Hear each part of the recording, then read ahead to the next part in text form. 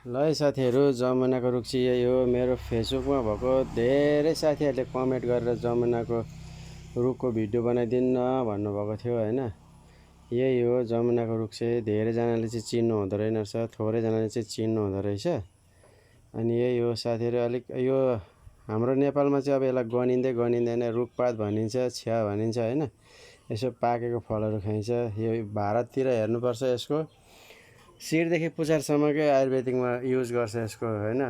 जरादेखि माथि टुप्पैसम्म यो बोक्रा, पत्ता, दाना सबै यसको आयुर्वेदिकमै युज गर्छ। अनि हाम्रो चाहिँ नेपालमा चाहिँ कस्तो भने यसलाई वास्तै गर्दैन क्या आयुर्वेदिकलाई। अनि कस्तो गर्छ भने हाम्रो नेपालमा चाहिँ मेरो गुरु हुनुहुन्थ्यो एकजना क्रिस चार्ल्स भन्ने अमेरिकन वैज्ञानिक।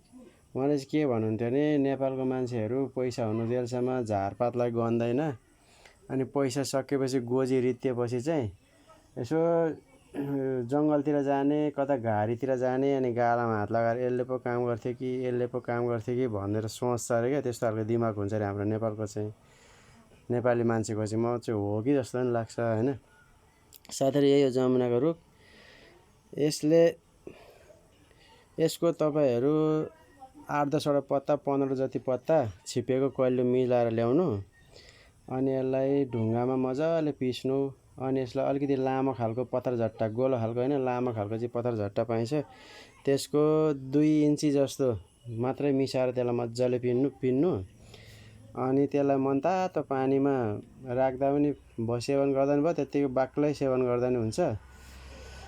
30 ml देखि 40 ml सम्म चाहिँ सेवन गर्नु साथीहरू। त्यसमा मह मिलाएर, स्वादअनुसारको मह मिलाएर सेवन गर्दा नि हुन्छ।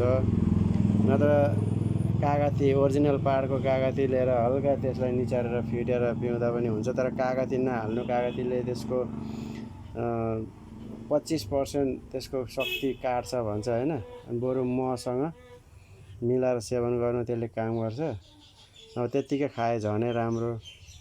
अनि तपाईँहरूलाई बमिट हुन्छ भने, त्यसरी सेवन गर्दा तपाईँहरूलाई बमिट भयो भने चाहिँ दिन बिराएर खाने गर्नुहोस्। एक दिन खानु, एक दिन नखानु, त्यसरी बानी भइहाल्छ होइन। खासै बमिट चाहिँ आउँदैन। कसैले पित्त ठुलो छ भने चाहिँ, पित्तमा पथरी ठुलो छ भने चाहिँ बमिट आउने हुन्छ, नभए आउँदैन होइन। अनि 35 देखि 40 दिनसम्म खानुहोस्। अनि खाएर भिडियो एक्सरे गर्नुहोस्।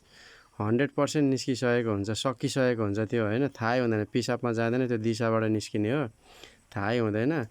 अनि 2 खालको हुन्छ यो पित्त पथरी पनि।